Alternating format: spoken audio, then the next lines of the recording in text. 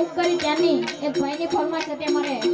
મારા પપ્પાને WhatsApp માં મેસેજ આવ્યો હતો કે બેન આ ગીત ગાજો એટલે ઈ ગીતની બે લાઈન લેવી છે અરે રાતે રસુ તોરે મન સપણું જે આયું મને ઇસકી યાદ સતાવે બાટા વાળી મેલડી માં મને આપની યાદ સતાવે